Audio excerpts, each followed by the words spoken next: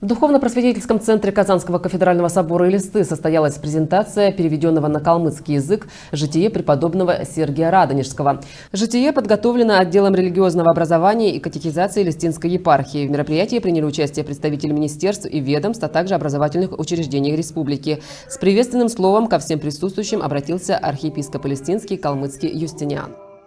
Нынешнее наше мероприятие, встреча, она для меня крайне важна, дорога, и вы, потрудившиеся, дорогие друзья, для того, чтобы это действие совершилось, воистину для меня очень драгоценные люди, без преувеличения сказать. Перевод выполнен членом Союза писателей России, заслуженным работником культуры Республики Калмыкия Эрдни Канкаевым. За основу взят текст святителя Дмитрия Ростовского «Житие и чудеса преподобного и богоносного отца нашего Сергия Радонежского чудотворца». Эта книга интересна для всех, без исключения. Как для обучающихся, так и для взрослого населения.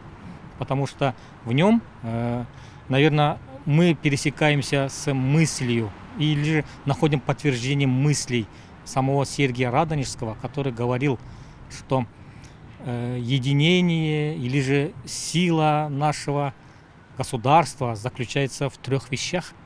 Это во внутреннем единстве, во внешней независимости и на вере жизниться, которая является источником нравственной силы народа.